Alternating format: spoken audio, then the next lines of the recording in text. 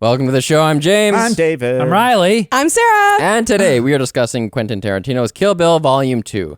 We'll laugh, we'll definitely argue, we'll probably get a little too into it, but at the end of the day, you guys, we're all friends here and they're just movies. Spoiler alert! This is your warning. It's an old movie. Yep. I don't even know what year it came out, though. 2003? 2003.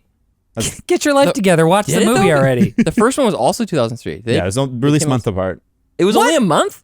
Months. They filmed like it all 3 or at 4 the months. same time. Oh, So for sure. And I remember the first time I saw each of these ones, I saw the first one got from Blockbuster on video, and then the second one I actually saw in theaters. Wait, And did you it's very say we're interesting. doing Kill Bill Volume 2? Yeah. You don't listen to me? I didn't hear it. And if you're into watching movies ahead of time, next week we're going to be doing Skyfall, David's James Bond happiness movie. Don't forget your umbrellas. That's the good one? One of the good ones. Oh, wow. There's half of them are good. And it's not the type of aliens sky falling. And that's because the new Bond is coming soon. Heck yeah. Cool, let's get into it. I've never seen Skyfall, let's do it. But today it's Kill Bill Volume 2 all day. Hey, David, what are you giving this movie out of 10? Kill Bill Volume 2 continues the fun and stylish murder spree with the same frustrating tonal shifts, lack of meaningful thematic exploration, and in the end, no point except for a pretty good time. 7.2 out of 10. Okay. I want to give it a lower score, but I don't want to be crucified online. So I'm going to pull my punches a little bit. David. I don't know. I don't feel like everyone in the world loves this movie. David, I think it's a divisive movie. Those who like it a lot. I feel like we're on the same wavevelength here. Here's It's my not your slogan. turn. What do you mean? We don't go to you next. I thought it goes to me and then Sarah and then you. I decide. David, hold on though. I'm not done with David. I want to know if you like this more or less than the first volume. No, we should ask afterwards so that we can all sure. discuss Sarah this. decides. Okay. All right, Sarah, give us your rating out of 10. Okay. Kill Bill Volume 2 is really just a badass breakup movie. 8 out of 10. Oh. That's lower. Like this taste. Is it lower than I will. Spoiler. Oops. than her last one? Oops. Then, oh, It okay. is. Interesting. Now is it? Now can I go, Wait, James? wait. Oh my! Wait. Okay. Another fun atmospheric action thriller. That's a little thriller. Ooh, That's my own Is that a genre. donut? Yep.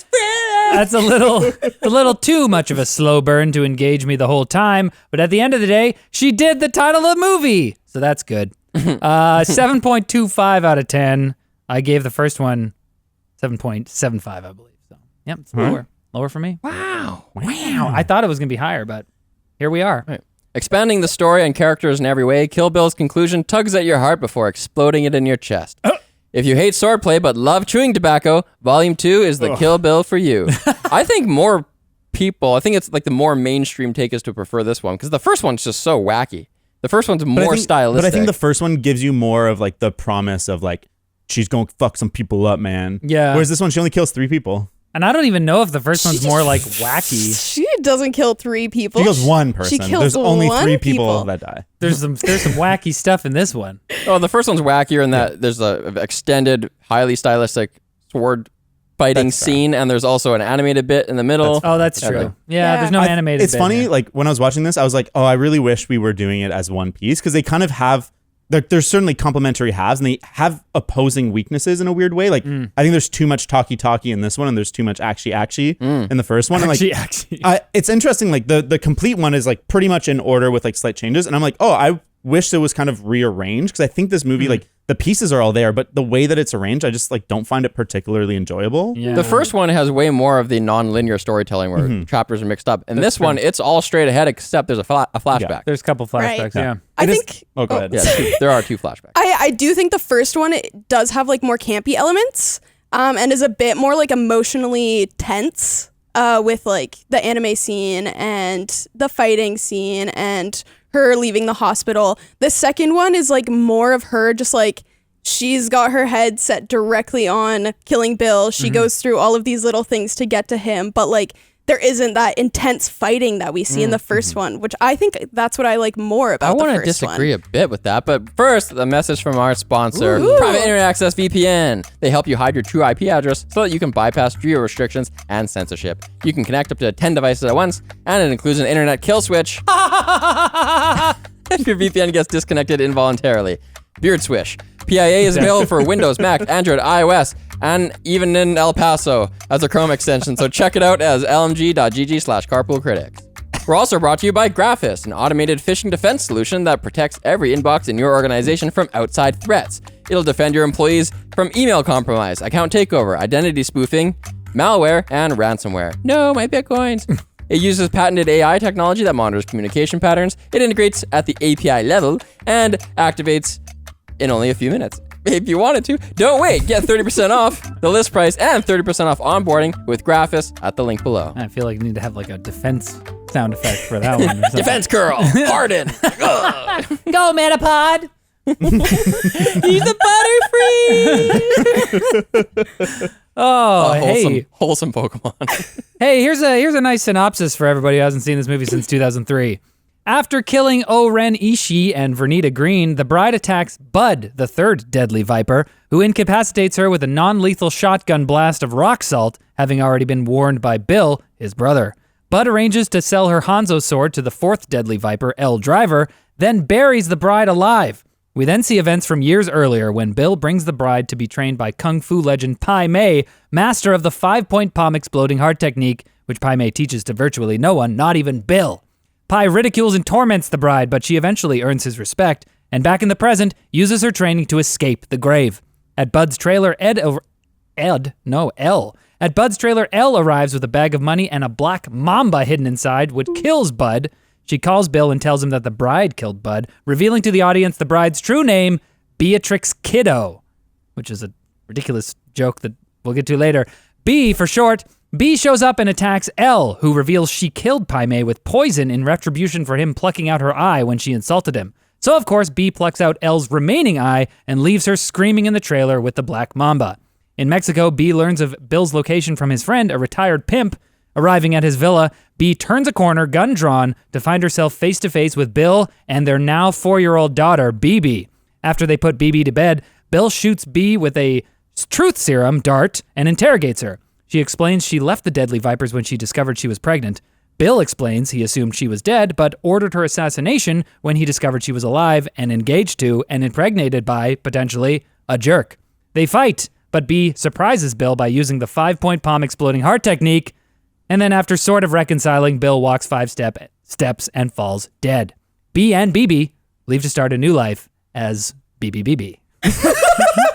You added a B. BBB. Yeah, maybe there's another one coming. I don't know. Oh my god. BBB. Where to begin, guys? Oh my gosh. First off, it was 6 steps. Was it? It's supposed to be 5. I counted, but I think the first one doesn't really count because it was like him standing up. Yeah, I've I tried gone to both count. ways. That's fine. It doesn't matter. That's like not even a nitpick. The 6th step is like him falling. Yeah, it's I don't it's You totally know fine. that technique really is. It's a reverse engineered martial arts technique to be like, how can we have her kill him in a cool way? Yeah. And then have them still For sure. reconcile without it being too cheesy. I think it works though. Yep. It totally works for me. Apparently this technique, Quentin Tarantino saw it in some movie. I didn't have time to look up which movie it was, but apparently he didn't come up with the actual making your heart explode thing, but he came up with a name, the 5-point. There's almost nothing in this movie that he didn't take from something else. Which is like even he said something- he like shamelessly ripped even the burial sequence, like the way it's shot. He's like, oh, I just took that from this. I'm like, okay. And this is going to it's what he be, does. this Oh, is gonna no. be, but let's talk about what's good about it. There's lots. I will say that I appreciate the a little bit more of a focus in this one on like feelings and thoughts and ideas and stuff. Like Buddy kind of when he asks Elle about like, well, your greatest what's the biggest R for you? Regret. Relief or what Yeah. is it? Relief or regret? Relief or regret? Yeah. And then they kind of have like a back and forth about that. So I like that sort of stuff. I wanted more of it, but like David said, it doesn't. It's not as satisfying as it could be if they like really dove into some of these. I think the ideas. thing that I like the most about it, I guess I'm a sucker for world building. It just, everything is just deeper in this one.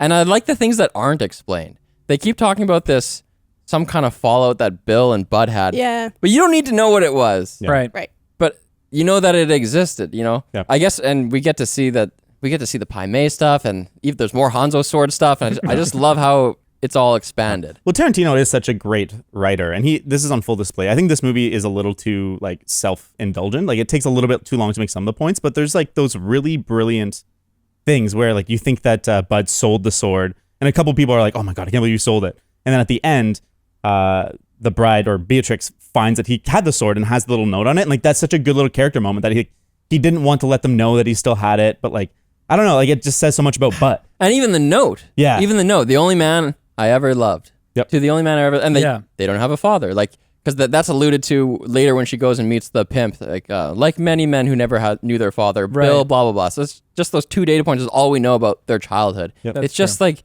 we said in the first volume when we talked about that cop who had he's driving to the crime scene and he has those sunglasses on the dash, and it's just like, oh, there's a tiny little window, and look out that window, there's a giant metropolis, but you'll never get to see that. It's just it exists somewhere in this universe. Yeah. I love that. I did really appreciate the reveal that Bud didn't actually sell the Hanzo sword, which makes me wonder why he lied to Bill about that. Like, why would he want to make him think that he sold the sword? Well, I think if I interpret it as like he doesn't want, like it does really matter to him, but he doesn't want Bill to know. Like he keeps people at a distance. Yeah, I guess I see it that way too.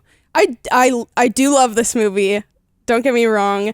I do see both of them as like one full film, but this one, the dialogue for some reason, it just carries for too long. It's almost there. It's almost there. I think if they had switched around some of the words, cut it down a little bit, I think it would be such a great film. See, but for some reason, I'm going to concede the point because I definitely last night had the thought like, man, these actors, he has 3 monologues now. Like there's just so many monologues that keep but going they're on. really, but they're good. Yeah. No. They're all very good. I agree. not. I think they're very good, but I think they just go on too long. I really felt it in the Black Mamba one where she's like explaining, oh, this is what the Venom's going to do. And I'm like, I fucking get it. I fucking get it. Yeah. Let's go. I just see Quentin so clearly in that moment. It's like his face is coming through the screen, and I'm like, oh, you look so weird. Wait, can we just stay for a bit on what we were talking about a second ago with Bud and the sword and everything? Yeah. for sure. What I love is that earlier they built up the part where Elle asked Bud, how does this compare? Oh, yeah. How does this compare to the one that you had? And he tells her, and this is one of those things I think I said this to you once. You didn't know what the hell I was talking about. You asked me to compare 2 things, and I basically used the same phrasing. If you're going to compare a Hanzo sword, you can compare it to any other sword not made by Hattori Hanzo.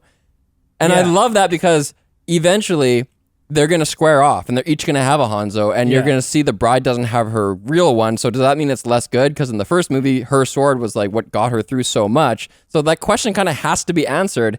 But when it was being answered before we knew it was relevant, there was no way we ever thought it would be relevant. It was so delicately done. I feel like they have said multiple times in volume 1 and 2 that like that's the greatest sword he ever made. They did say that. Yeah. Yep. So it's like, I don't know. That's kind of a cool moment though, where he's like, that's a dumb question to even try to compare them because it's like they're all at such a high level that it's like not even worth it. And it was nice to see that was kind of like a kind of, what do you call it, laying the foundation for the understanding that Bud does respect Hanzo and does respect the sword. But that's the whole thing with this character, and I think one of the strengths of this movie is you actually get character development, whereas we get origins of Oren. But in this movie, you actually get to see, like, Bud gets his own little act 1. He has his own little short film. We get to see him go to the strip club that he works at and get humiliated, even though he used to just travel the world and kill humans. Yeah. Now he's in the office with Tony or Larry. The most memorable scene. Yeah. I love that guy. And You're about as useful as an asshole right here. On his elbow. I actually have a list of quotes. Like, I found out while watching this movie that there's like 7 or 8 quotes I say all the time that are from this movie. Oh, wow. Even if I don't I think them all the time. Like, I love when he passes the cocaine mirror to that chick in his office and he's like, be somebody, baby. I think of that all. Yeah. I mean, I feel like in hindsight, when you're talking about the scenes, I'm like, oh man, yeah, okay, we can reminisce about this. Remember that moment? That was kind of funny, but I didn't laugh in the moment. Are you crazy? I was bored. I was bored as hell. That whole really? buddy thing. What? That scene's amazing. There's a lot of character time for buddy. There used to be your name. There used to be. It's amazing. Yeah, and it's maybe it's a type of comedy that just doesn't resonate with you. No, I mean, I think maybe you might be right about that, but like, it's not like I thought that was a bad bit. It was more that I was annoyed that we're here. I'm like, what? I don't want to spend a whole friggin' it's like what, a 10-minute long little scene, going over his life in detail. It's like, we don't need to know this. It really demonstrates how he went from being like one of the best assassins in the world or part of like one of the best assassin squads to like cleaning up shit out of a bathroom toilet. I love when he's leaving and then Rocky goes and talks to him. There's shitty water all over the floor. And he goes, okay, rocket. And then she, like they're both like having a pissing contest of who's like not on the bottom of the pile here. Yeah. She's like, at least, yeah, we both work in a shitty El Paso titty bar, but I'm the talent. You know and what? you're cleaning up the shit. I feel like this was just one of the earliest times in the movie where the movie made it very clear to me that they were going to spend a lot of time on stuff that wasn't super important to the plot, and I got annoyed fairly early because I was like, it's 10 p.m. I don't want like I'm not asking to stay here for 2.5 hours talking about Bud's life. Yeah, I think I like the scene. I think it's like a well-written scene. I think it's entertaining. But I agree. I think the biggest problem I have with it is that it doesn't really pay off later. Right. Like, it's not like they're using that character building to make it like way more heart-wrenching later. Like you feel a little bit when the snake hits him, but you're still like, dude buried our character alive. Like dude's an asshole. Like, I don't feel like there was a point to it. It was just like you feel a little bit for him. It shows like he goes from the strip club where he was back to his home, and then Beatrix gets there, and you kind of see like the switch because you know how much he hates her. And I think that like the building up to that point is really just to show that he's a changed person, but he's not a changed person. You know what? That's why it annoyed me, because once it gets to the trailer and B is there and we're like, okay, here we go. This is the big moment or whatever. Like you say, the fact, like that whole bit with him working at the strip club or whatever doesn't pay off in this at all. Like that character building that we learn more about him doesn't apply to any of the subsequent things that happen with him and B. Well, I think we get really good character building when it's him and Bill having that conversation. I really like that. I like that. Yeah, when he's like, we deserve to die. Like she deserves to get her vengeance. And I was like, yeah, that's amazing. And that's why, because that fulfilled the purpose of this like background character building. I learned basically who he was in that moment, and then the whole bit afterwards where it's like he works as a bouncer at a titty bar. Like when he just says, "I'm a bouncer at a titty bar," blah blah blah. I'm like, okay, I get it. And then we go through, and it's like, this is what working at as a bouncer at a titty bar looks like. If the purpose of that scene is to make us feel for him, I think they could have just done that way more succinctly. Like, there's a lot of ways you could have gotten us to like him or feel for him. Well, we don't really like him. Every one of these characters, including Bill, has something where we're like, I like you.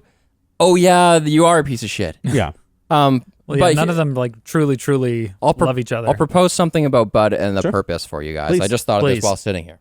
First of all, the conversation between him and Bill is amazing, and I like that Bill offers to bury the hatchet and have give him assistance, and he says if you don't receive this assistance, you're just gonna die, and he still refuses, and that's when he lays down that line and we do deserve to die. She deserves her revenge.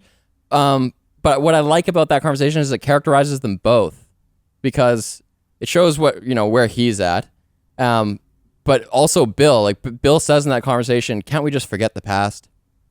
Which is the huge theme of the movie. It's like, can't Beatrix just move on? Like maybe, right? And we see that later when she gets to the house, and Bill seems really nice, and then she gets what she wants. She's laying in bed watching a movie with her little girl. Like, can't we just forget the past? Yeah, like it seems like if she wanted to, Bill would be like, let's raise our daughter together, But seemingly you can't forget. But the then past. she hangs her necklace on that picture just in case Mommy doesn't make it through the next encounter, right? Because she's gonna kill Bill still. But anyway, that should be the sequel's name, Kill Bill Still. That's amazing. Kill Bill one more time. When she's at Bill's place, one thing that Bill talks about again and again is people being like natural born killers, being born a killer. Yeah. And I wonder if that's what's going on with Bud, because he has this discussion with Larry. Larry totally dominates him, makes him take his hat off, which my grade 8 English teacher made us do. If you were allowed a hat, but if you were like, I was like a class clowny, talk out of turn kind of person. She just thought he would like emasculated people. If there's like for some reason boys with hats are always like this, and if I take their hat off, they just shut up. Yeah. It's true. It gives you some confidence. So, anyways, that happens to Bud, but then I love how it's the last thing that happens in the scene too.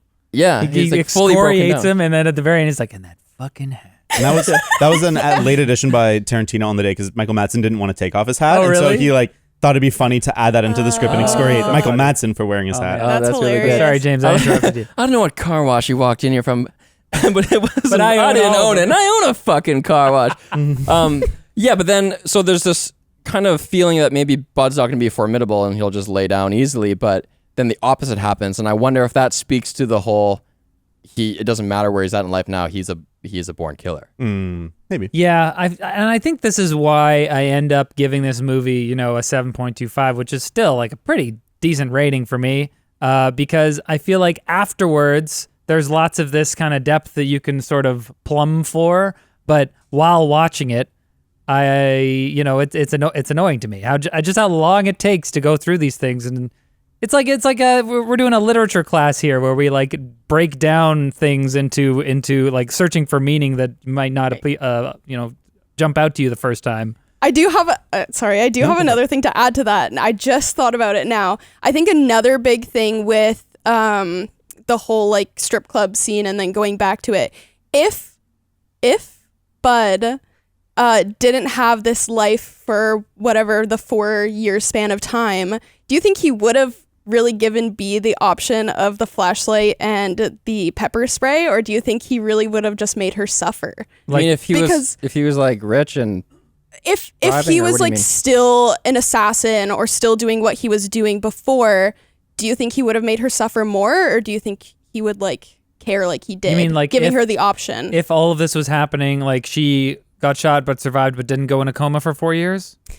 Is that what you're saying? I guess so, yeah. Like after all this happened, if he wasn't working at the strip club, like if he was bowing still a down to full-time people, assassin? yeah, if he was still a full-time assassin, finally caught B, also like she had just anyways, we can go back to that afterwards. The only part that makes me mad in this movie. Oh. But like if he hadn't gone soft. Yeah, if he hadn't gone soft, would he have made her suffer more? Really good question, because Elle never went soft. She's a cold hard bitch till the end.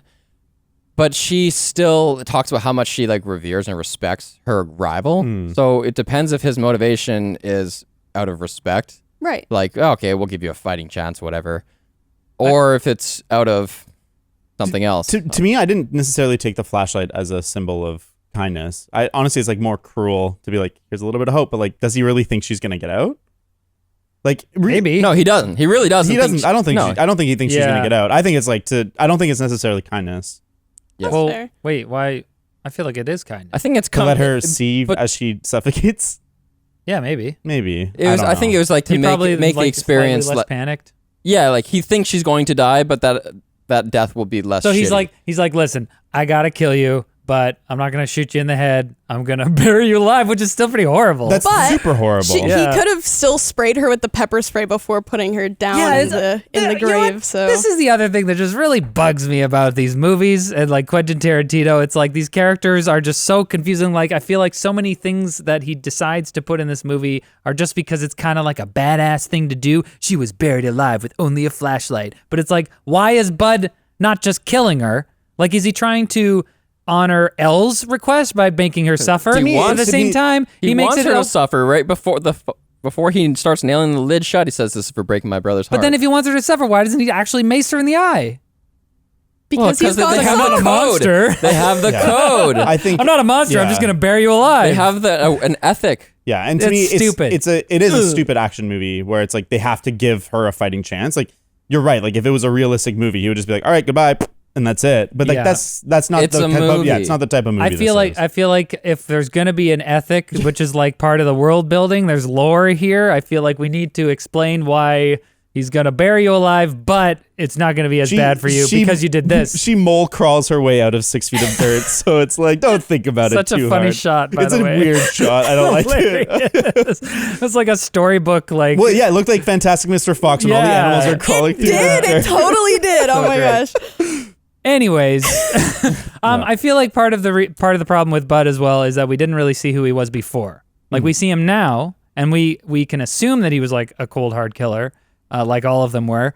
But now we just see him kind of being this chill dude, and we just kind of like. I feel like I would have liked maybe a little flashback of him With the Hanzo sword slaying. Yeah, maybe. That'd I be don't cool. know. I don't Maybe know. that would have helped me not be so annoyed. If they made it in 2021, they would have done it. It would have de-aged him. I think a good example of like kind of guessing how Bud was like back in the Assassin Squad compared to the other members is the way that he held the margarita blender and just splashed it everywhere. Like I feel like love he's probably a more careless assassin Right, versus right. I like was the trying other to ones. figure that out. He's sledding it slosh everywhere. Everywhere. What I thought of was, well, he's getting $1 million and he's not cleaning the shit up. He's, right. he's about to Moving out of drive here. away forever. So who fucking cares? That's a good point. I didn't think about that. Wow. There's so many little things Such like a that. deep movie. Yeah.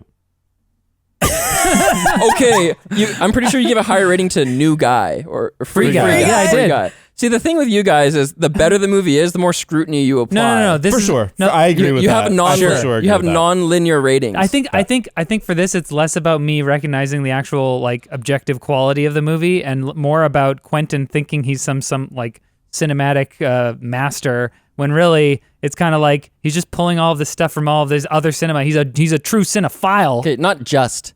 He's doing that, but I think I disagree with being he's just.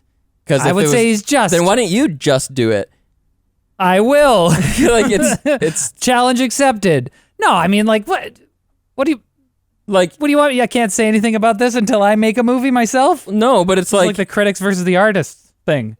it's just like What are we doing here? Yes, that's what he does that, but it's if it was that easy, everybody would do that. I'm but not saying he it's, doesn't I'm not, do that. I'm not saying it's easy. I'm just saying or that no like, one else does it, and you that's know, why it's his thing. We're discussing whether to rate pieces of art that cross our desks as super high or whatever, and I'm saying that this is something that counts against it for me. The fact that his entire thing seems to consist of grabbing cool movies that he saw as a kid and recreating that in a new movie. And not that there isn't original stuff in his movies. I'm just like it's distracting. As I said in the last one, there's obviously going to be some similar themes in this episode, but it's distracting. You know, I think that you can do that and you can create something new. I just don't feel like Kill Bill to me is something new. Like right? Pulp Fiction is that. It's just like taking ideas from the past, remixing them, kind of like having it come out as something new. And Pulp Fiction is new. It's something totally different. It's something totally novel. Whereas I feel like Kill Bill doesn't really accomplish finding its own identity. Like, yes, it's like Tarantino's weird, like half kung fu, half Western movie, but like it's just those things. Yeah.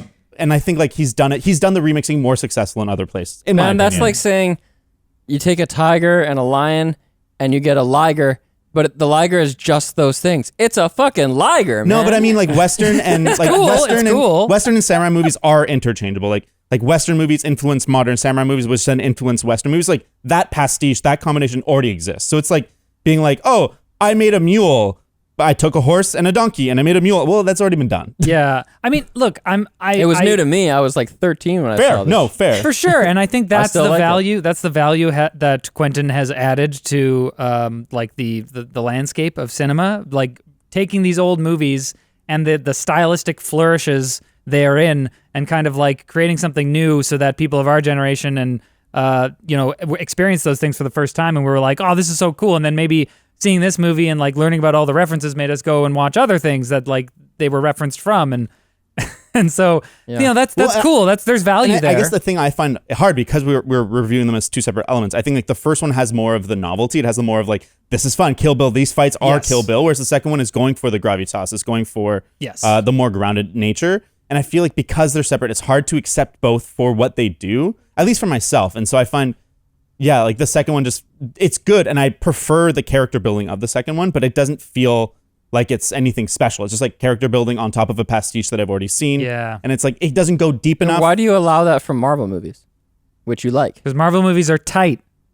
They don't take freaking 20 minutes to have somebody deliver a whole treatise on Superman when that could be given in like half the time, a third of the time. And it wasn't even accurate, by the way. Okay, I'll see you on TikTok. He's not even the Are you only talking- superhero whose main personality is the superhero and then the alter ego. Yeah. Martian Manhunter is only one example. I think that no one knows about and would be a completely stupid example. I don't know. I'm kind of in between these two sides. Like, I actually had fun watching this movie and being like, hey Siri, tell me what this song is, and then like looking at what movie the song referred to, Right. and then like going back and reading like, oh, this is this Western film, and then connecting that to like her crawling out of the grave. Why did he do this and that? And that, I think that's just what makes the movie good, honestly. I But think, James, you kind of touched on it earlier, because I agree with you. I think the references are fun, and like I prefer Western movies to samurai movies, so like there's more of the reference in this one that I enjoy. I just think that he's doing less to remix it and make it unique in this one. But I think you said it, James, where like when we give this movie a lower score than like Free Guy or Shang-Chi, is because we're going over it with way more detail, because we recognize that Tarantino is an artful filmmaker, And so we're reviewing it on that scale instead of just pure entertainment. For sure. Yeah, and I don't even know those references. Like when I watch this, I'm like, I've seen them now. Like I've seen Shogun Assassin and stuff now. Yeah. But before, like the first 7 times I watched this movie, I didn't know that stuff, and then I still just really enjoy it. I feel like part of me giving it a bit of a lower rating now is because we're rating it here in 2021, and it's been part of the cultural landscape for so long that going back to watch it, I'm kind of like, okay, I feel like cinema has progressed from this a little bit, where now I go into a movie expecting to be taken care of more than being forced to sit in a seat while Quentin regales me with this like long drawn out form of speaking that no one speaks like. And so, to which I queried, "What are you saying about that?" and of course the thing looked at this. And the thing about that is that like Bill talks like that, but everyone kind of talks like that. It's so irritating. Why did the brothel scene with the Mexican guy take so long? I agree. Did you know that was a real brothel? Yeah, all the extras are real process. Yeah, the extras actually work at the brothel. Wow. I think there's an element too, like having the famous director is both a positive and a negative. Positive in the sense that people are going to go watch the new Tarantino, whatever it is, they're going to go watch the new Tarantino. But it also means if you don't like Tarantino, you hear Tarantino in every word. Like you carry that baggage with you, and you're like, oh, this person I don't like is telling me I should like this thing. I'm gonna hate it. Yeah. And so I think there's an element of that for me at least, where like there's a personal dislike of that human. Oh, definitely. And so it's hard to accept when he is being smart, when he is being clever. I'm like, it's not that clever. Yeah, So I know. it's hard. Yeah, I also don't like despise him as a person like I think you do compared to You know what? You know what a big part of it is for me? That his movies are supposed to be cool, right? Like capital C, cool, man. That is a cool movie. These people are cool characters. They got samurai swords. They go in slow motion and like. I think slice his people. early stuff what do you was. mean by that? It's cool. It's supposed to be cool, what do you- badass characters. But everything is supposed to be cool. No. But listen. Let me finish this because they're supposed to be cool characters. But because I know so much about Quentin Tarantino, I know that he's as far from a cool guy as anyone could imagine. And so I'm like, the whole time I'm watching this movie, I can't get into like feeling like, yeah, that was badass, that was cool, because it's Quentin. I think he's cool. You think Quentin Tarantino is cool? Yeah. I've heard him speak like quite a bit, like on long. I've heard like hour-long podcasts with him. I think he's a really interesting guy to listen to. Oh, sure. And I would totally go to his house and go into his like record store thing he has inside his house. I'd go to the New Beverly and watch a screening with him. It'd be the greatest night of my life. No. Hold on. I agree with all that. He's interesting. He's an interesting character. He's intriguing, but he's not cool. He's not a cool What guy. is cool? Like cool is such a vague term. What's cool to you? Like He's not badass. He's not somebody who I could envision, taking a samurai sword himself. Sure, he's not like a gunslinger. In fact, if you watch Death Proof and he's like the bartender, it's pretty cringe. Yeah. Actually. But like he's Or a nerd and I would love to hang out with him. I think part of the problem with Quentin as a director, as a film creator, is that he is so out there and he has such an eccentric personality himself. It's hard to forget that when you watch one of his movies. I feel like someone like Denis Villeneuve or whatever, he's kind of like He's like a blank slate. yeah, he's sort of quiet. He's unassuming. He goes and gives interviews, and he's like he's not too bombastic or whatever. Quentin comes in, he's like, so I had this idea, so I talked to them, and then they came over, and then we did drugs for 3 days, and then we came up with this crazy thing, blah blah. And it's like, all right, now I'm just thinking about you every time I watch one of your movies. I think, once problem. again, I'm just in the in-between. I do think Quentin Tarantino is a really cool director. He's like set the standard for himself. He's like, I'm only making 10 films. Yeah. But at the same time, when I heard like, oh, he wanted to play Pai Mei in this film, I was like, okay,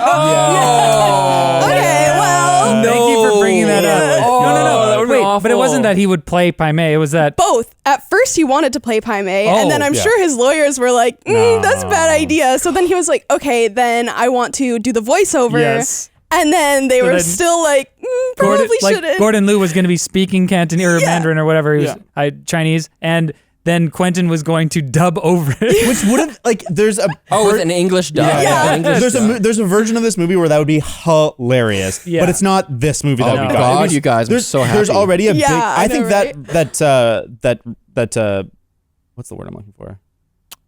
We don't know. Flashback. I think that flashback segment is really fun, but it to me feels the most out of place in the movie tonally. Like the fact that he's like a totally goofball, like mentor. He has like the beard tick. Like it's also goofy. The whip zooms that keep happening, which maybe get a little exhausting. That feels so out of place compared to the rest of them. Even like I love that part. I love it too, but it feels out of place. So if you heighten that by having Tarantino, visually, it has that like 70s, like the green on the grass and extra grainy. Yeah, it was like super grainy. Yeah. It's based directly off of Shaw Brothers films. Yeah, it has those Shaw Brothers zooms. Yeah. It's really interesting actually. Pai Mei, or I think there's another like name for him that's used in Hong Kong films.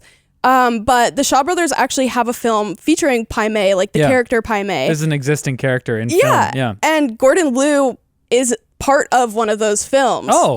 Which is super interesting. It's based off a real person. It's like Pak Mei or whatever. So he was a master, and he like betrayed a bunch of other masters and got them all killed to save his clan. Oh man. And so he's like reviled and hated. I love him as a character, and I love how he's introduced when Bill tells that story beforehand at the campfire. That scene does so much. Like in that scene, Beatrix is so in love with Bill. Yeah. She's just so like her cringe, dude. Just No, I like that. No, I like the scene. I like the scene. yeah. But yeah, that's so. It's just Even so the little cringe. thing where he like whips or like has the flute over and she tries to grab it and stuff. Yeah, You're like, it's fun. That's what cute Man, looks like. what a good actor. I mean, his legacy is kind of tarnished by the way he died, but David Carradine. his Carradine's Wait. amazing, man. He's I'm really out good. of the loop. What? Oh, he died by autoerotic asphyxiation. He was found in a Thai hotel by the maid. Oh no! He accidentally hanged himself with a belt while wearing fishnet stockings. or something. well. No. Yeah, we all go out one day. What charisma! Like when he tells that story at the campfire, like you want to be this guy's nephew, or you know, you want to be at that campfire. No, I appreciated the kind of like slow down there. Like there are other times where characters are, as we've said, just kind of meander their way through a dialogue, but like this is one of the times where it's slowing down and the pace really slows down, but I was like fully engaged. Yeah. It's just such cool world building because you don't know what the hell the story he's gonna tell, right? And he says, in the year around 1000, this guy you're about to meet. Like we don't know that yet, but it's just so when we finally meet Pai Mei, it's just how is he? What's the explanation there? This happened in who knows 1,000 years ago, and ninjas and shit, man. Like it doesn't matter. I think talking about like he can stand on the tip of your sword. Yeah, he's kept himself alive with energy. 10 rings. I think the performances across the board are excellent. There's no one in this movie that pulls me out of it for a second. Like I think they are all fully committed. Like no one pulled any punches, and it's crazy and over the top, but like they all feel grounded in some character. The casting is amazing. Yeah. Hey? Every single, So you know who good. I even wrote down as a hit pick is the woman whose name is Jeannie Epper, who plays Mrs. Harmony, the chapel wedding organizer's wife. Yeah. She's so good. If you just watch her when her husband's explaining stuff, and he's like, madam, like, did I forget anything? And she's just like, has kind of a blank look. Oh, and then she remembers. If you just watch her eyes, even when she's not talking, you know when your partner's telling a story and you know the story and you kind of like nod along and you do the same expressions as them because you know what's coming. It's a masterful performance, and she's just a side character. It's crazy. And The unsung hero of this movie. if you check out her IMDb, she was like a stunt woman. Wow. She's a badass stunt lady. She's a man. stunt lead for Wonder Woman. That's crazy. dope. How did they get these people? It's amazing. I have a question. Yes. Did you guys realize that the piano player was actually Samuel L. Jackson? I don't think Yeah. on my I did first not watch. notice that. But, How do you miss that? It's like his voice is like super. I Yeah. was a drifter. I was part of the gang. There's the theory Like, that so that's clearly- Julius from Pulp Fiction, because like at the end of Pulp Fiction, he's like, I'm going to be a drifter or whatever. What? I don't his know if name- that's a theory. I thought Quentin said that His name's that was Rufus. supposed to be a thing or something like I that. think it's still a theory because there's like something that conflicts in terms of like the timing wouldn't work out, where he says like, oh, I toured with all these groups, but if he was doing that, then he wouldn't have been an assassin in Pulp Fiction. So, I don't- I yeah. don't know. That was really just kind of like an aside for no reason. It's just chuck him in hey, there. my buddy. Rufus is the Yeah. best. He's the man. Yeah, he's the man. What do you think is the point of that? Because like one, I was in really one hoping scene, there would it's be like- a point. Rufus is the man, and the next scene, Bill is the man. I know. I only noticed that on this watch. I think it's just It's just a habit. It's just what it is. I don't know. Fair. I'm the man. Quentin likes calling people the man. He's the man. Copy This guy, paste. he's the man. Let's just keep talking about things we all like. Sure. Here's another thing I like. In the scene where Bud sloshing around all the drinks, he gives a drink to Elle Driver, and she actually inspects it for a while. I never noticed this before because she's actually not in focus in the frame really, but she looks at that drink for like a bit, like and sniffs it and looks at it before really? she drinks it. And on the one hand, you're kind of like, yeah, this is a shitty, gross trailer. I'd probably look in there too. But on the other hand, she's about to double cross him. Yeah. So she could be looking for reprisals. Like, is this poison? Yep. And that's just like a little, just Poisoners know a poison. You want to know something even littler within that scene? Is The Black Mamba. Elle's, well, it is regarding snakes, actually. I'm not going to lie. So Elle's code name is California Mountain Snake, right? And California Mountain Snakes are not, they're not actual snakes. They're not, They have little feet. they're not actually venomous, but they eat other snakes. Oh, cool. And one of the snakes that they eat are the Sidewinders, which is Bud's code name. That's cool. And it's cool that you was don't even set up. find out Bill's code name until the credits, and it's Snake Charmer. That's cool. funny. Well, even All the signs were there. like B is Black Mamba, right? Yeah. So it's interesting that Elle is using a Black Mamba to kill Bud. Like that's an interesting idea of like because she admires her so much. That, like I think there's something there. Yeah. That's weird that she I mean, I appreciate that about the character, that she admires her while at the same time like wanting her to suffer and die. Yeah. She despises her so much. I love when the build up when they're about to clash swords. Yeah. And then the twist of like they clash swords, and only for a second does that happen before she snatches her eye out. That was like a cheer in the theater moment. Like, yeah. And she's just floundering in the bathroom. Oh, yeah. Apparently that was improv. Like that was her idea because originally she was supposed to have her throat slit, but then they were like, she just did. I don't know exactly the sequence of events, but apparently that scene where she has her eye taken out and flounders in the bathroom. Whose idea? Elle Driver. Elle Driver. Daryl Hannah. Daryl Hannah was actually imitating herself in Blade Runner. Oh. The first movie. It's like, apparently, I just heard this, but like if you put a side by side of her like freaking out after or before she dies, it's like pretty much the same. Interesting. So wait, so they had done this whole plot with her getting her eye plucked out by Pai Mei. I'm not sure. I don't know the exact sequence. And of then events.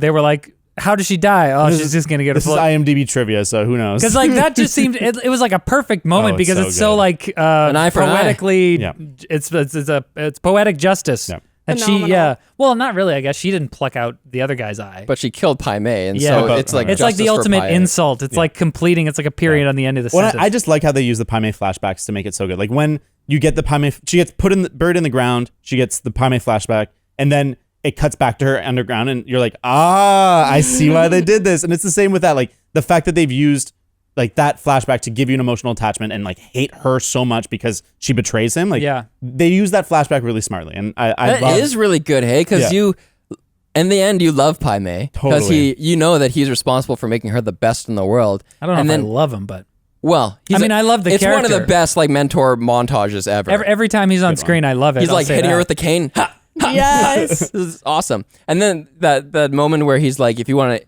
eat like a dog, Yeah. then sleep outside. That's true. Or else pick up those sticks. I think about that all the time.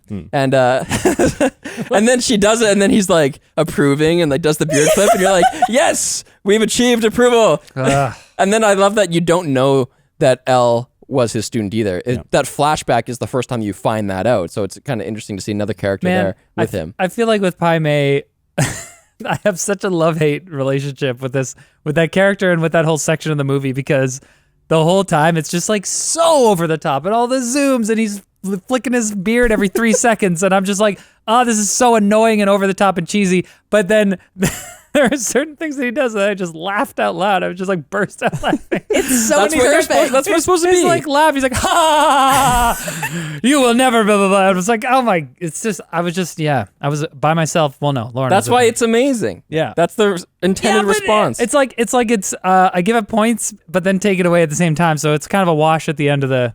This is why it's not a higher rating for me because there's definitely parts where I'm like that's great, but then like at the same thing that makes me feel great is I'm kind of like when she goes out and like kind of chokes him and he just like flexes her off his neck. It's awesome. I'm kind of mad though that like this character supposedly has been around for thousands of years and he dies by poison by I eating know. fish. You're like, Yeah. what? That pissed me Why? off. Yeah. That all contributes to hating Elle. Yeah. She's Yeah. so damn evil. I hate But her. at the same time, it's like how did he survive this long if If all you- it took was to poison his food? and no one's ever tried. Yeah, it's like he's done this to how many students? Like treated them like absolute shit, and then like Oh, well, somebody he's selective with the students. I don't know. Maybe Well, and no one's ever been as evil as Elle. And doesn't Bill says that he plucks out eyes if they give it a defiant Exactly. look. And Like- she, but which was kind of How funny many because people his she B gives him the most defiant look, like she's gonna kill him, and I'm like, yo, watch your eyes, girl. Like what the fuck? But so yeah, he's done that before. Yeah. I like the times where Beatrix gets like catty. She did it with Vernita Green in the first one of it, where they're like, "Anytime, bitch, what?" Yeah. And then her and Elle have that kind of standoff. So it's so awesome when she's holding the eyeball, and she just like lets it drop. And then when she squished it through her toes, it's just like I was just like, that's not necessary. it's like she was But- barefoot in that scene Just for that. For that. Gross. Yeah. Because she takes her shoes off in the grave. But she has socks on. And she stomps through the woods, like through the desert. You could see her on rocks and everything. She has no shoes that whole time. Right. And it's like they reverse engineer that just so they Maybe. could have it go through her toes. Well, yeah, because if she stepped on it with her feet or with shoes, it would not have the same impact. No. Maybe You can feel it. It's a visceral shot. So- You know what actually grossed me out more was the tobacco spit cup being thrown on Daryl Hannah's and she's like, face. gross. I thought it was bacon grease at first because like I always put bacon grease in a cup, but It like solidifies though. after Yeah. realizing that it was tobacco spit, I don't know. There's just something Well, about and I saliva. like too that they Ugh. kind of give you a mild version of it before when she spits blood on Bud and then he spits I what's in his love mouth. that Yeah. And you're tit like, for tat ooh, moment. yeah, you're like, ooh, that's gross. But then this is so much worse. It's like spit that's been there for fucking days, weeks. Like, Yeah, at least this oh. one came after, so it's an escalation. Yeah. But I love that moment. She's lying on the ground and she's like defiant to the end and spits in his face, and he's just like, "I win!" Like, I was- and I love it. yeah. It's like cinematic. It goes cuts right across her face. It looks awesome. I was mad in that moment because to me it was really stupid that she tried to burst in there because like clearly he's waiting for her. Like his feet are pointed at the door. Like he's clearly waiting. It's pretty stupid. I agree. I was annoyed with that, but the moments after are so good that it's fine. Yeah. Another time that Beatrix was like that kind of catty thing was in the beginning during the wedding scene where the lady at the front is kind of just like, well, don't you have any family? Like, it's traditional. Like, you kind of have to bring somebody in. And Beatrix turns around and she's like, this bitch is starting to piss me off. let's Funny. Let's stay on that scene. Sure. The first scene of the movie. It's easy to forget that you've never seen Bill. Right. And I like how she's just, I'm going to go get some air. And you hear, she kind of stops. You hear that flute playing. You don't know as the viewer that he plays flute or whatever, but she knows. And you hear only that. But then they want to ramp up the intensity as she walks out there. So then the score of the movie comes in and it melds with the flute. Yeah. And then it gets super loud. It like takes over, it gets loud. So it takes over the pressure of the scene. Right. Hell, what am I trying to say? But But if I you get what watch you mean. that scene, it kind of, the volumes of those two things go in and out. Like, Yeah. then the music gets quiet again. You go back to the flute to kind of draw you back into her inner monologue, and it's just really well done. I feel like Quentin really likes setting things up and paying things off in reverse. Like I feel like he's done this multiple times in Kill Bill Volume 1 and 2 where we meet a character for the first time, but it's not the first time that character is meeting the main character, and something happens that references something that happened before, but we haven't seen that yet because it's going to be revealed in a flashback. So in this one, it's like if it was in linear, if it was told linearly, we would have seen the scene with Bill telling her the story about That would have been like the May. first scene in the and entire he's playing thing. the flute, and we're like, okay, he plays the flute, and then if later we get to the wedding scene and we hear the flute and we're like, it's Bill, but like that's more often happening in other movies, but Quentin likes to do it in reverse. Maybe that's why I like rewatches so much of his films. Yeah, Because then if she walks out there and he's playing his flute, you're like, he played that when they were dating. and it's why it's so annoying to me that I don't want to go back and rewatch it because it's Quentin. yeah. Like Quentin thinks he's doing something here, doesn't he? He's known for those like feet shots, but I think a lot of people talk about like, oh, he puts on those feet shots because he likes feet. Well, there's But a lot of he things. He uses those. They're such effective shots. You can see so much about body language, like when Beatrix is standing opposite to Bill, and it cuts to their feet just taking, advancing by a step, like letting their guard down a bit, kind of rehashing the past a bit more. It's just effective to see how we communicate with our feet. It did. I feel like it built tension because I was like, are they going to attack each other or something? I thought that because each time that B took a step forward, there was like a moment where her heel kind of stayed off the ground, so it kind of seemed like she was like getting in a ready You stance. can communicate so much. Yeah. And he's got these really kick-ass boots. Yeah, and turns out that's not what's happening, but it was still it was effective. But it is, like, though, because she's asking, like, are you going to be nice? Sure, but I just mean it didn't build up to like it didn't release the tension, you know. Yeah. So, but it still built it, which made me pay attention to the scene. So that's good. Yeah. That's a How good job. hilarious that Bee's entrance the second time into the trailer was like her just flying in feet first. Yeah, there we had some of that great super cheesy over the top stuff. Yeah. And another thing I loved too about like the start of the katana or like them fighting The trailer scene. fight? Yeah, is she kept trying to open the katana, but it kept hitting Yeah. things. that It's just a was cool. small And it's space. kind of like this weapon is so badass. We just watched Beatrix like destroy the crazy 88s, but like the weapon doesn't work if it's in the wrong environment. That's why they invented judo. Well, no, real samurai have two blades. They have their long blade and then their little blade. Right.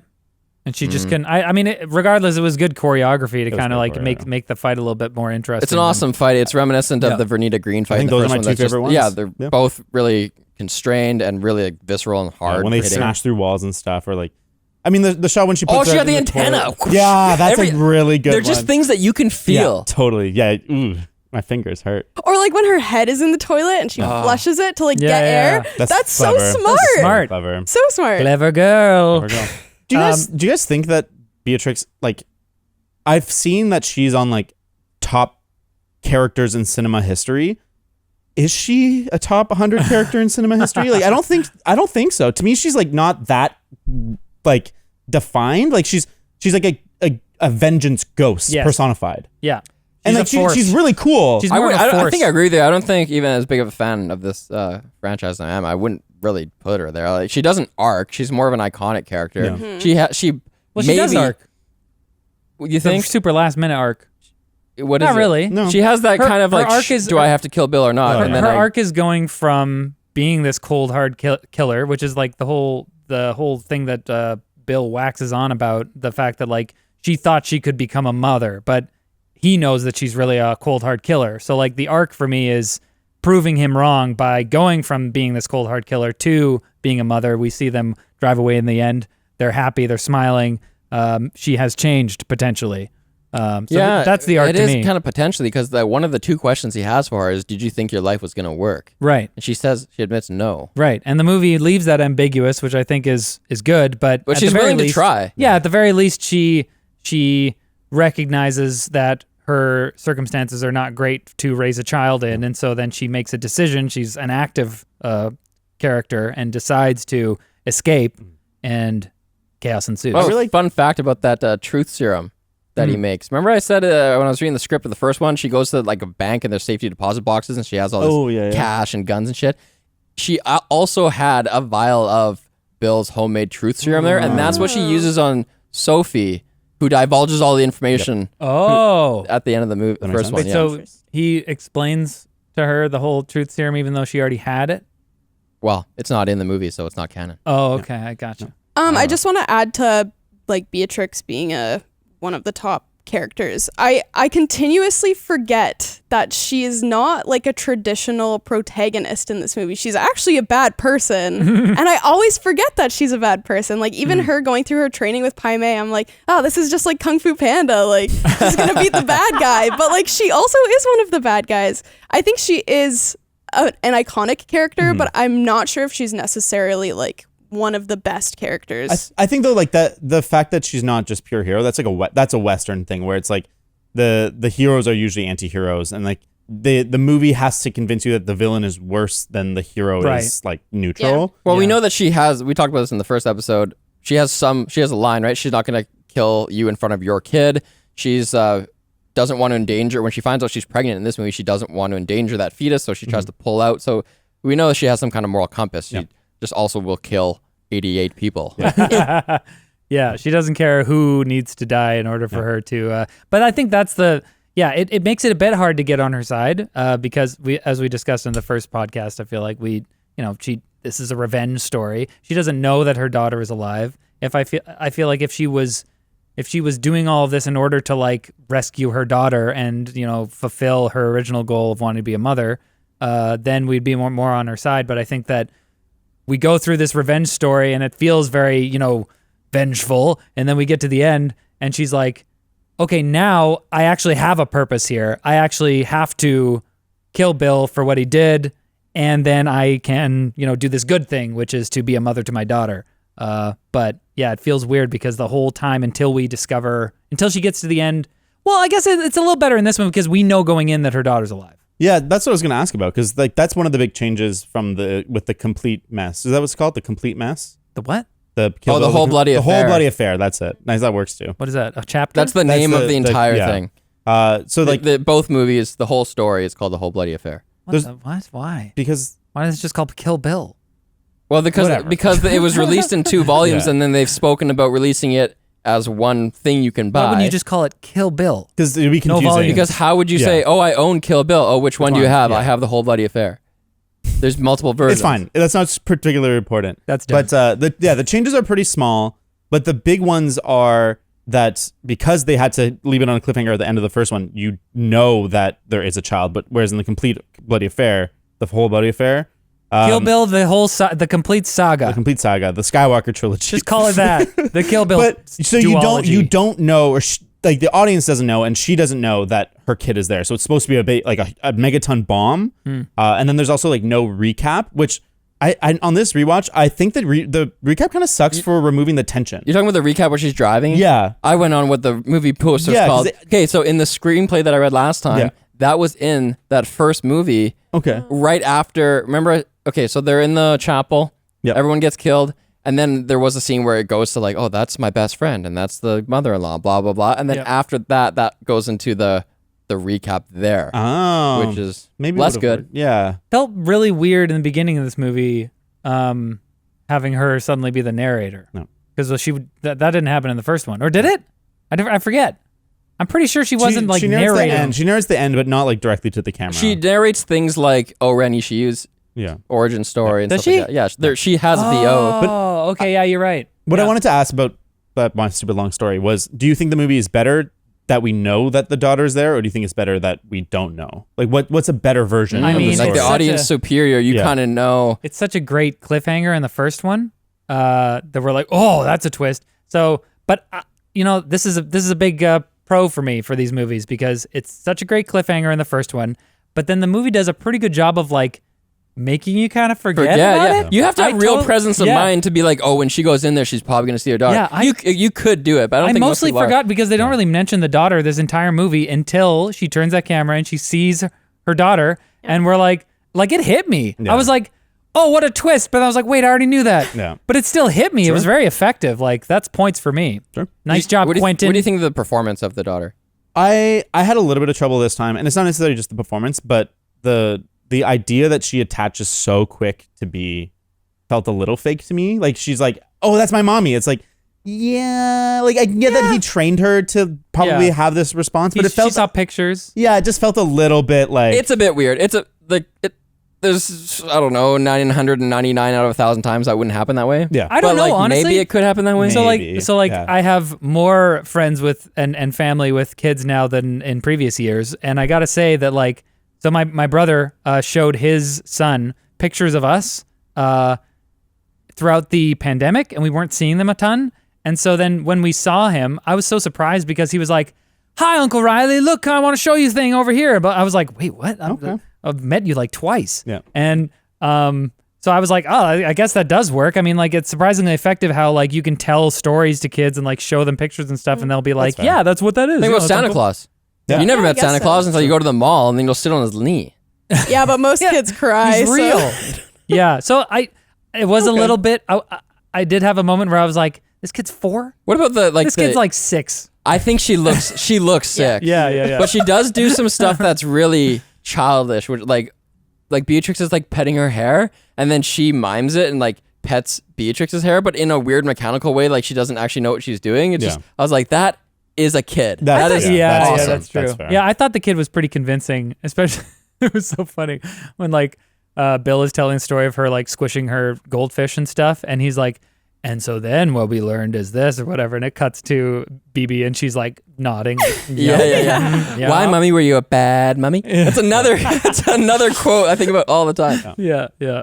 I'm kind of a little bit bummed. Like, I think the ending's really good. And I obviously Tarantino's such a good writer, and some of those monologues in that scene are great. It goes on a little bit too long. 45 minutes with like just two people sitting across each other talking. I know when she shows up at the house, there was 40 minutes left. Yeah, I was like, excuse me. paused right I was at that like, point. really? I went to get water and I was like, oh my God, there's 45 minutes left. It's It goes by unbelievable. quick. That was like the most interesting part Oh, to me. totally. I think it's really good. I think it could I'm have glad been that shut was- down. But it's a bummer because it was supposed to end with a big sword fight on the beach in the moonlight and her in her wedding dress. I'm not sure exactly how she gets In there. what, in the original Screenplay. But at one point they were just already going over budget, and Weinstein was like, "You got to retool this ending." I kind of like it. I what like they this did. better Me anyways. too. Yeah. I don't know. I think that it would have been nice to have like an epic like finish. I feel like I like it, but I don't know. It just feels so like it's over.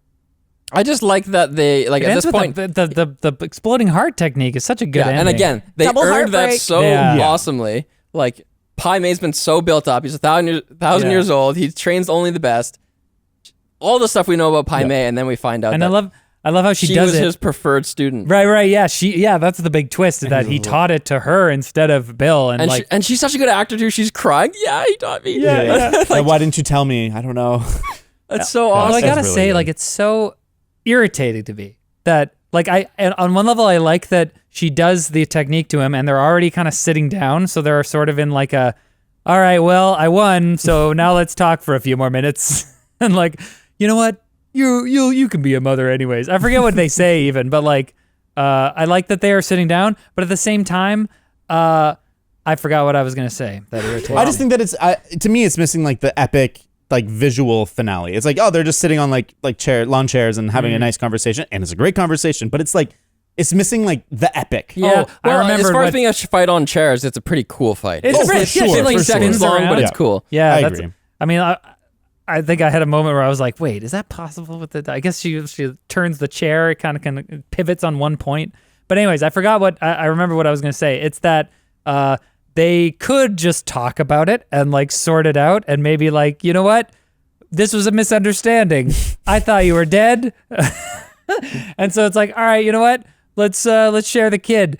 But at the same time, I'm kind of like, I don't know. They're He did they're shoot both her in the killers. head, Yeah, so- I love it's that. fucked up. It's like He deserves to he's die. like, I found out and I overreacted, and she's like, you overreacted. I'm a murdering bastard. Yeah. I really like how when they have it out. She's kind of recovering from this truth serum. He's having shots. Like they really are like just connecting. And I think I do sympathize with his position. He grieved over 3 months. Ugh.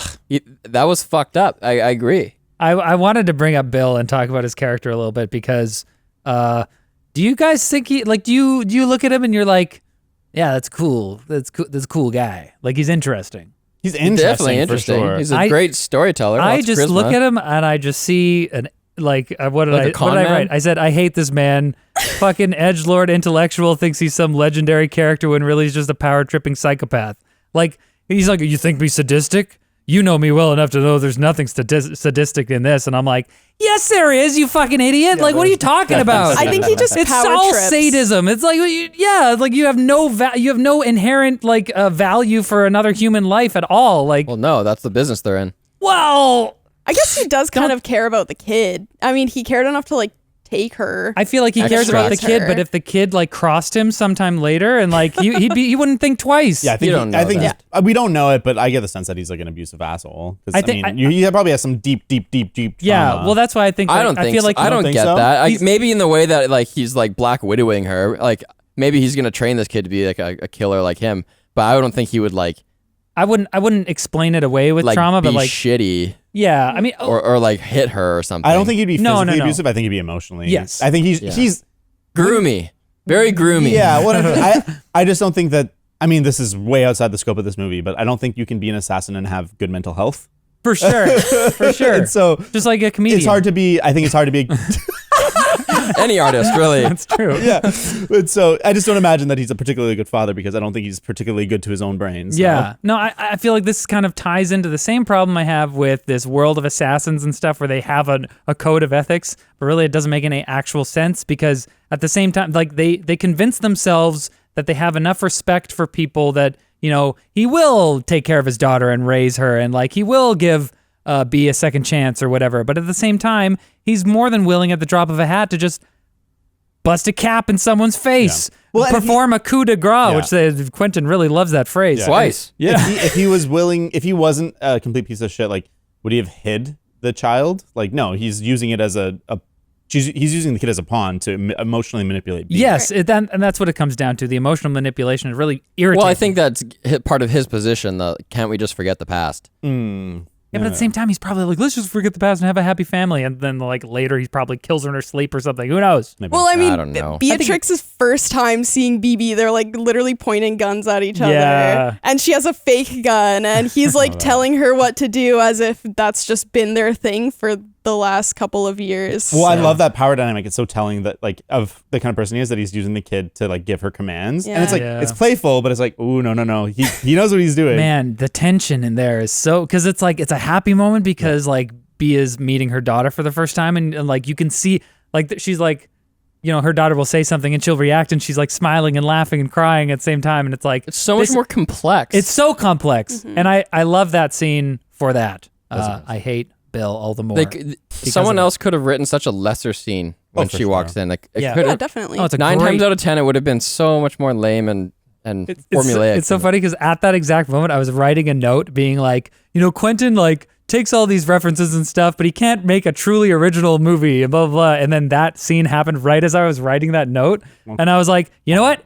Damn it, because this is one of the best what movie did this twists come ever from, I've seen in a movie. It's like an original idea. I've never seen this ever. And I don't think I've ever seen it since. It's such a great Increase your score by complicated- 0.25. No. This is all that stuff brings it up to a 7.25, and all the rest of it brings it down. Yep. Here's another good moment. In Volume 1 episode, we talked about I talked about the how. It's like how he does that is so good. In the chapel, when they have to continue the rehearsal, and Beatrix kind of gives her final goodbye to Bill. She like kisses him, and he doesn't kiss her back, and she twice. stands in front of him and puts the veil on and everything. I just thought that was so powerful. Like saying goodbye to your lover, like Does she know she's gonna get killed in that moment? I don't think so. she hopes not. Oh, I mean, when they first see each other, when she walks out and sees him, it does feel like time stops almost. Like you go from her eyes back to him playing the flute, back to her eyes. She's seeing him for the first time and acknowledges that he found her. He knows where she is.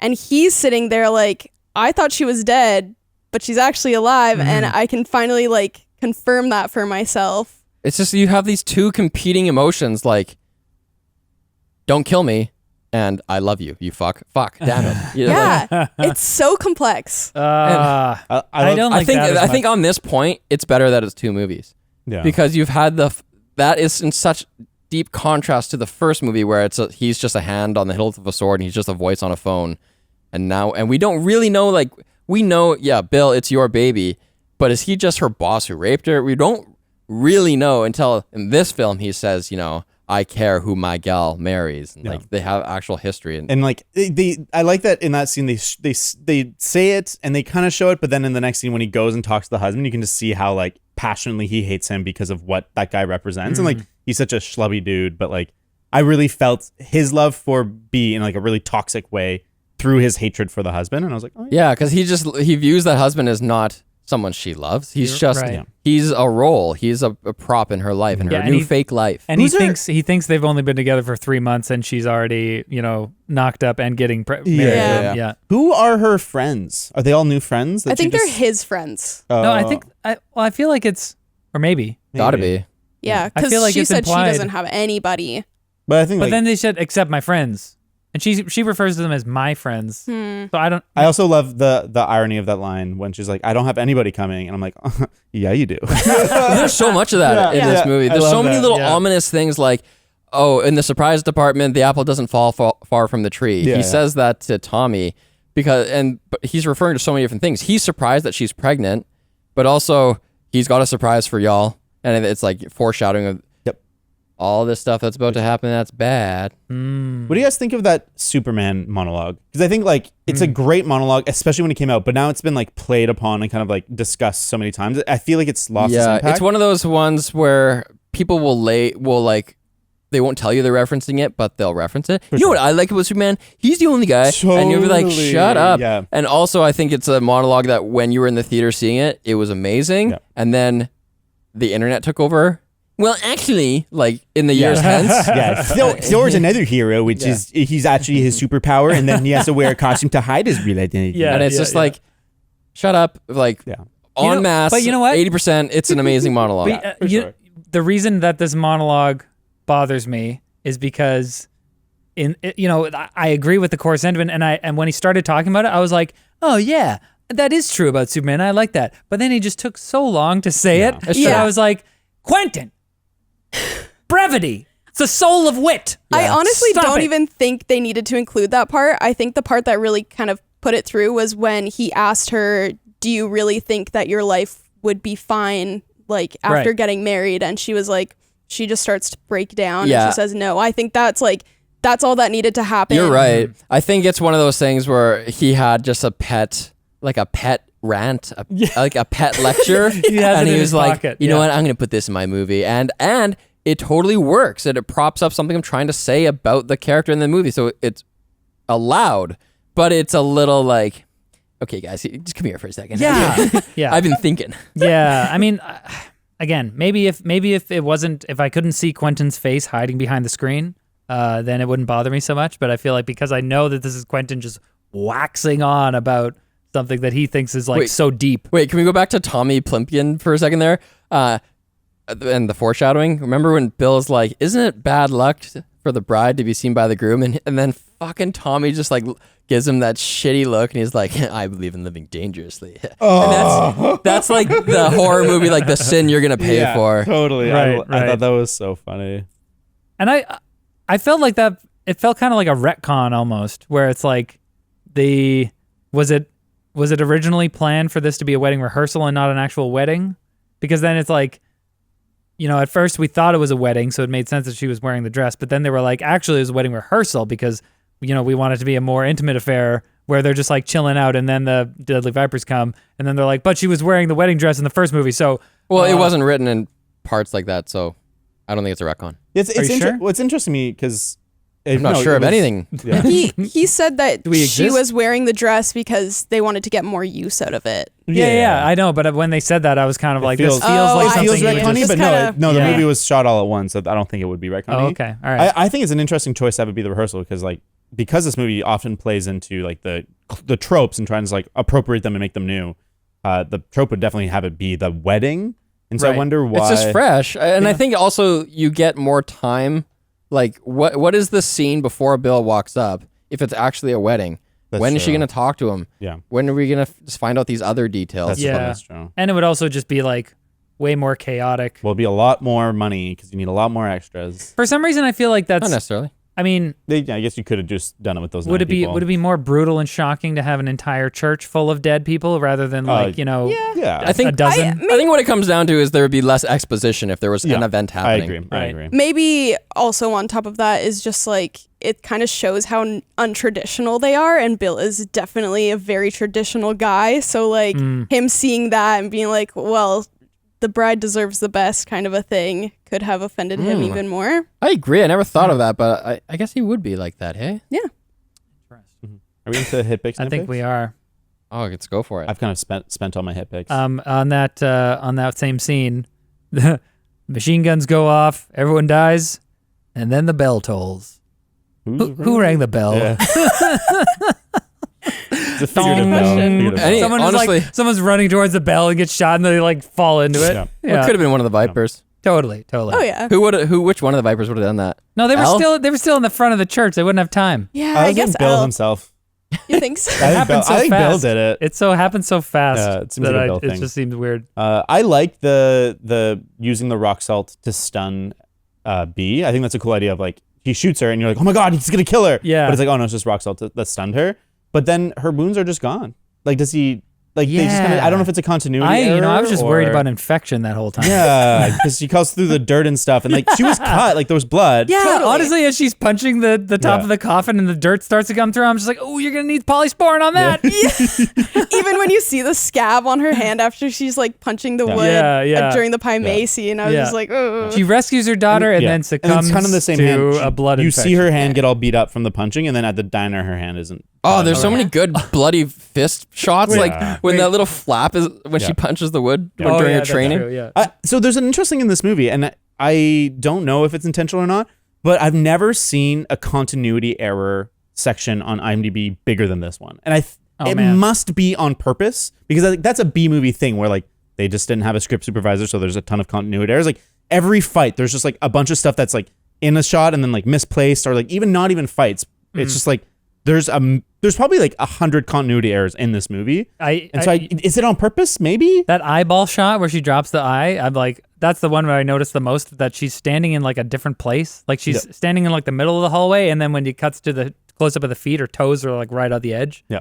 I'm like, that's It might be on purpose. I don't know. Unforgivable. I'm not gonna say it's on purpose. It might just been the shooting schedule. Who knows? yeah. I mean, it might be Maybe. on purpose. I don't know. That diner scene. That's another part where I just like laughed out loud when she's walking across the street and the guy in the diner's like looking through the window. He's like, "What?" And he's like, she's across the street and all this like dirt is just billowing off her. She Character looks from like a Charlie freaking- Brown. Yeah, she looks like a freaking zombie or a ghost And I or love how something. she It's just- when she enters, she like sits down and composes herself. Yeah. May I have a glass of water, please? Yeah, I love it. She has dignity. Yeah. Yeah. I love I it. was gonna comment earlier about I don't think she really belongs on like a list of all-time characters because she's not that fleshed out, like you said. Like one of the markers for that is you can imagine what they would do in any given situation, and I feel like I can imagine more obscure situations like what Han Solo would do versus her. I don't know if I know her that well, Yeah. but maybe we do. Like a moment like that where she composes herself before asking, then you're like, That's okay, pretty maybe good. I can, That is maybe a I good do know her a little better than I think I do. I feel like so much of the movie is spent just like portraying her as just this badass person. Yeah, that's the thing. It's like, oh, I'm perfect. I'm good at everything. You think that, but then Buddy like shoots her down no problem. Yeah. And then you're like, is it because maybe she's gotten cockier, or does she underestimate his abilities? Like, how did that even happen? I feel like, I mean, okay, this is gonna be like more of a wokish take, I guess, maybe, because one of the things that I wanted to bring up was the fact that they talk about blondes so much in this movie. They're like, you're pretty smart for a blonde. It's like, oh, look at her hair. Her hair is so beautiful. Oh my God, look, she's so beautiful. Look at her. Oh, she's a goddess. Blah, blah, blah. And I'm like, I feel like there's very much a putting blonde American women on a pedestal situation here. And so that's why it's like, you know, one of the ways that she kind of like weasels her way into the Hanzo situation is by pretending to be this like ditzy American tourist or whatever. And she's like, oh my gosh, yeah, it's so nice to meet you, blah, blah, blah. And she kind of does a similar thing with the Mexican pimp guy where she's like trying to charm him with her beauty and stuff.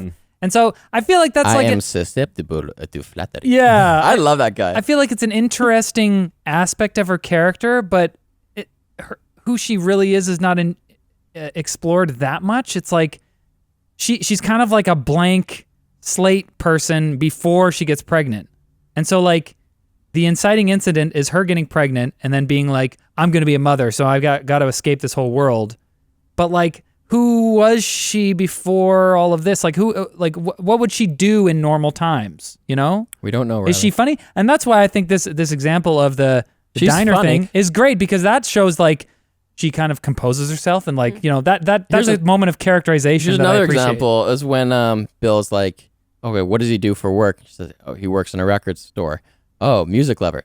He's fond of music. Yeah. I love that. And I feel like that was an opportunity for her to maybe discover who she is outside of this crazy world of assassins. Yeah. And that's cool to see. But then, you know, an unfortunate thing is that you're saying, you know, do we put her on this list of iconic characters? I wouldn't, because it's like, who is she really? I don't know. She's a spirit of vengeance. Do you have a hit pick? No, I do have a nitpick though. This is the only nitpick I wrote down, but for some reason it bothered me so Is this much. the one you alluded to earlier? No. When she walks up the stairs to Pai Mei and starts talking to him, the cicadas in the background are so loud. Oh, they get loud. So loud. Why is that a nitpick? I don't know. Like, it's too it high was in the annoying, mix? yeah. Or you think it's unrealistic or what? It was just too loud in the mix. I wanted this like intense, back and forth. She's meeting this amazing guy for the first time. I wanted to like be able to focus on that, but I could not stop hearing the cicadas. Okay. When she's talking to Larry, I noticed I can hear that fluorescent bulb. Like, that's awesome. There's a lot of sweet production design stuff in this movie. Like, I really like Bud at the way he is, and also his camp. Like, there's just random seats from a car. Like, some car seats are sitting out there, and then there's tinfoil on the inside window of his door just to reflect light because it's hot there. Yeah. It's just a really, really lived-in It's just set. like out in the desert. If you really want to, you can just drag a trailer out there and set up a little, what do you call it? Hacienda. Sure. It makes perfect sense why Bud would have rock salt, because you got to fight off coyotes, right? You don't want to kill them. He's got his flip phone and he like extends the antenna with his mouth. He's just his movements are very good. My one nitpick about that camp is that the dogs are an important plot point in the sense that they alert him to the bride's presence. Yeah, but where are the dogs? But there is no dogs. Yeah. It's just like it was written in the plot, but they didn't like put it in. Like, I just thought that was more coyote action. Yeah, that's is what I it thought implied too. that she killed them? They sound like they're pretty close. Yeah, no, I don't think so. Wait, were those just random dogs? I don't think so. I don't think there's anyone there. This is like the nitpicks that I don't really believe. Yeah. But there's like someone I saw on IMDb. They're like, that's a flash flood zone. No one would live there. No one would live there. Get out. I don't fucking care. Get out. That's dumb. Okay. Yeah. Here's some hits. Give me some. Pai Mei's eyebrows. They actually looked great so fluffy. Yeah. Anyways, continue. for Sorry. what they are. When they're digging the grave and Paula Schultz's skeleton can be seen. Like, it's not just like, oh yeah, they took the casket out and it's beside the hole. No, it has to be open and you can see her skeleton there, because that's just the tone of Her this. arms like are just kind of like up. these like, wacky exploitative movies. Like, you just have to have that, and that's one of the things I love. I love the world building around. Actually, hold on. Let's just stay at that digging in the grave scene. That assistant dude. Man, he's so gross. And then he says that line, like, Bud's like, no, is that not the prettiest blonde pussy you ever seen? And he's like, nah, I've seen better. Yeah. Like, you are disgusting. Like, fuck you. Yeah. But also that line of dialogue for both of them was originally in the screenplay I read was in the my name's Buck and I like to fuck scene. It was said by one of those trucker guys that they moved it to over here. I think it might have been because they removed one of those characters or something. He just endures shitty guys over and over again. Oh yeah. I mean, that's her defining characteristic, is her indomitable spirit. And no matter what, she will kill you. I love how Bud, he takes the ladder out of the grave and then he just throws it in the truck. He just like 3-point shots into the truck. Yeah, for some reason I like that too. I was like, I don't know. What is he?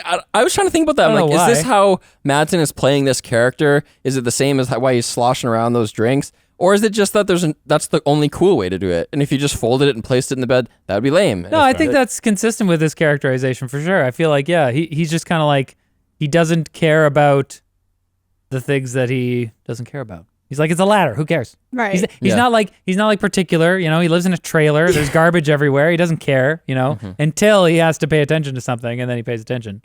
I like the way that Bill, the performance of Bill. He's really physical, actually. When he comes walking, huffing down the stairs, having just fought Pai Mei, and then he's getting the bags out of the Jeep and giving them to her, he's punctuating all of his sentences by like picking up a bag, saying something, then throwing the bag at her, and it's just the rhythm of it's awesome. Yeah. And he does that again when he's like telling stories and chopping with the knives. It's just really, damn, he's a good sandwiches. actor. And it was also, and of course he has to be having a big threatening knife. Yeah. Like the looming threat of reprisal is always there, right? I feel like there was an element of I don't know, novelty seeing David Carradine in a role like this in a big budget Hollywood movie, where before, like, because David Carradine was primarily known for doing these sort of like cheesy, action movies. Kung and stuff. Fu. Yeah. And so then he's like, he is cast as the character of Bill, basically like pulling out his acting chops for maybe one of the first times or the most notable times in his career. Did you watch Kung Fu as a kid? Not really, but I know that about him, that he was primarily known for these kind of like exploitation movies. Tarantino described him as a Eastern cowboy. That is That's pretty Bill. spot on, yeah. That's pretty cool. Go. What do you think of the possibility of a Kill Bill 3. Like it's set 20 years later. It's Nikki's grown up. It's like Nikki? that's the daughter yeah. of the one, and then Vernita Green. BB's grown up, and like I mean, Uma Thurman has an actor that's a daughter, or a daughter that's an actor. I don't Yeah. like it. I don't like that I don't kind of like shit. Just leave I it. agree. It's just the same way I feel about Matrix 4. It's like, no, the movie was Yeah. good. If you want to make more movies, make a new movie. Like, Yeah. Yeah. I'm not so opposed to the idea of the Matrix 4, although the trailer kind of made me worried that it would not be good. It's But the Force awful. Awakens of the Yeah. Matrix. it's going to be Yes. worse than that. Yeah. But yeah, I feel like it's just kind of also I don't know. I felt like creeped out by Quentin saying that like, oh, I really want to get Uma's daughter now into the Yeah. franchise. It's Just like because him and Uma have a troubled because history. we didn't even talk about that. That's not the shot isn't actually in the movie. I thought it was. No. The Of shot the where You she can crashes. see it though. Like you Yeah. can watch it on YouTube. Because I saw the clip of her like because Yeah. Can you fill people in? yeah, so the part where Uma is the bride is driving the car down that road to go to the brothel in Mexico. She's driving pretty fast. She's driving pretty fast, 40 and for miles some, per hour. I guess the way that I mean, I think there are various stories told about it, but like the way that Uma Thurman told it was that she felt kind of pressured to drive the car herself instead of a stunt driver doing it. But the way that Quentin Tarantino tells it is that they talked about it and they both sort of agreed that it would be better if she drove it, and it also Well, both of those can be also, true. Also, Yeah. he attested to the fact that it was a very safe road and it would be Well, very he had- easy to do, and so he he had thought driven it one direction. right. He had done it. Yeah. Yeah, he'd done it one direction, but then at the last minute they switched the direction. Like, Oh, well, really? straight is straight. Why would the other way not be straight? Gotcha. But then when they did it the other way, it kind of it's like worked out Yeah. that there was a turn. So then when she actually drove, she crashed into a tree and got horrible whiplash, and I think it affects her still. I thought it hurt her knees, right? Knees and concussion Yeah. and whiplash. And so she kind of But that shot was there's in some the tension movie? there. No, Or it no, just it that wasn't. It was shot, so you can Yeah, see so it. they hid it for a long time. They covered it up. The Weinstein Company covered it up because she wanted to get the footage out there, and she was to get the footage, she would have to sign a thing removing their liability. Right. So she was like, no. But then when the Weinstein stuff started happening, she was able to get the footage and then released Yeah. it, and that's 202018. Right. So this all came yeah. out relatively recently. And so Yeah. it seems like her and so immediately her and Quentin's relationship was totally shattered and the trust was broken. Right. It seems like in the years since they've kind of reconciled and they'd be willing to work together. Yeah. Well, supposedly Tarantino actually got the tape from the Weinstein Yeah. Company for her. And then also regarding her daughter was actually in Once Upon a Time in Hollywood. So I guess if Who like- is she? she's also in Stranger Things. I don't know what her She's not Maya the Hawke. is. She's not Maya the Hawke. daughter. It's Ethan Hawke's and Uma Thurman's kid. Weird. Right. She's one of the cult members. She really looks in, like Uma Thurman. Oh, she's Once a Upon cult a Time. member. Oh, She's okay. in the car. I think. No, she's the one that turns back and doesn't want to go into the house. Oh yeah. Sorry, yeah, okay. spoiler alert. you haven't seen Stranger Things, James? I have. Yeah, Season one? she's in the latest season. I don't watch She that. works at the ice cream shop. Yeah. You know what I love is when Uma's about to go and train with Pai Mei, and we don't know what the arrangement of. We don't know how long the semesters are. But he's like, don't give him any sass. At least not for the first year or so. First, Yeah. What? And he Yeah, says he's like, that, how long is it going to be? How long? Yeah. Is he it like? says that Is she after. there for like 4 years? Like who knows? That to me, it just builds onto the lore, Totally. the unknown. Right. Yeah. And she's like, wait, what? Yeah. How long does one need to train in order to become the best female assassin? It's in It's the just world? like throw a sword up into the air and have it magically land right back at the sword Amazing. rack. And she already like speaks Mandarin and like knows Japanese. crane Japanese, and all this yeah. stuff. And She doesn't speak Mandarin. That Cantonese. was a funny little detail. no, she doesn't speak Cantonese. Yeah. Oh, yeah. Yeah, that was a funny detail that he's like, how's your Mandarin? And she's like, not great. Or what did she say? She's like, I speak Japanese very well. And he's like, did I ask if you speak Japanese? I hate the Japs. Yeah, I was like, I love how mean he is. He's Yeah. amazing. I love also her acting when he catches her in that wrist lock. oh, and she's yeah. like, ah! Yeah. The She looks like slobber in is real coming out of her pain, mouth. yeah. Like, Yeah. that was good. Yeah. I hated him I really believe until the I pain. thought he was hilarious. fair enough. What's okay? Weird question, guys. my I God. never noticed this. What's the deal with right before when Beatrix and Bill are talking, right before they get interrupted by Tommy? You know, he's like, "Oh, call me Arlene," and then they talk to Yeah. Tommy. But right before that, Bill says, "I had the loveliest dream about you," and then they get cut off. Is there anything more to that than just a throwaway line? I don't care. I didn't really think about it, but Sorry. I never noticed it before. I Yeah. had subtitles on this time. I mean, I don't know. It seems like something he would say, I guess. Seems kind of in character. I don't know what. It There's probably some little thing in the movie in the background that if you really pay attention and watch It's four from times. it's from Reservoir Dogs. My new Sure. my Yeah. new fan theory is that when he says that, the rest of the movie is actually his dream. I like that. Can you actually. imagine? All right, I guess we're pretty much done. I have 2 more quotable lines I say all the time. Wakey, wakey, eggs and bakey. That's great. And also, Where do they say that? he's Bud says it when she's waking her up she's coming to in the truck. Yeah. And then when Bill is talking about Pai Mei and like if you fuck around, he's gonna hurt you. He says, and that'll be the story of you. And that's just one of those. good. And that'll be the story of you. Yeah. When I heard that, I was like, that's probably a thing people say, but I've never heard it before. It's new to me. But maybe no one else says that. Maybe. But now I say it. I liked that line because it kind of like portrays it kind of gives away the way that they think about the world. Like he's telling this story about Pai Mei. It's like a legendary character. The guy Pai Mei is a complete asshole, and you wouldn't want to be around him for too long if you didn't have to be. But whoa, what a legendary story. So it's kind of like that's how they view the world. That's what their code of ethics is based on. If you can create a legend for yourself, if you can be this powerful person that people remember, that's what's important. The thing that Tarantino's writing is I never really can be sure if what he's written is original or if it's a common thing that I've just not come across before. Exactly. Like, it's like, you're telling me about he's useful as an asshole right here? Like, is that something that everybody was saying in the 70s? Or did he just make it up He for this? probably saw it somewhere. I have no idea. And Quentin's like, wow, that guy's really cool. I should put that in my movie. Oh, I wish I was a cool guy like that. You do a lot of good impressions. Yeah. Quentin Tarantino's not one of them. That's who he is. That's who he is in my brain. Yeah. I just thought I would just put an asshole on your elbow. It's okay. My Mark Wahlberg is. I think we found a transformer. You guys should make it I'm an inventor. I'm going to Tell your mother I'm an inventor. What are we doing next week? We didn't say at the beginning Skyfall. again. I remember. Skyfall. Are we doing Skyfall? Is there Give nothing me your coming Adele out? impression. Yeah, Give James me your got a great Adele Yeah. impression. That was it. That was it? I don't even remember what Adele said. I don't I'm even not know gonna the try. actual song. I just know the Kingsgate Mall version. Yeah. In the Skyfall. All right. Hello. It's me. That was a Pai Mei laugh right there. Okay. What are we doing? I ain't done much. We are? Yeah. Okay. Because No Time to Die is coming out in a couple weeks. Really? Yeah. Oh, I see. October 8th. Damn. So we got to do it. Your penis must be ascending. It's like it hardens a little every day. I'm not making eye contact with you. You can tell we're not around women enough because I still say weird shit. I don't care. All right. I guess it's Skyfall. Tweet at us. Who knows what our Twitter handle is going to be by the time you guys hear this. Let's ask the viewers. Do you prefer Kill Bill Volume 1 or Kill Bill Volume 2? Whoa, a call to action? Whoa. Yeah. Let us know in the comments. Or Maybe I'm totally off base and more people like Volume 1. maybe.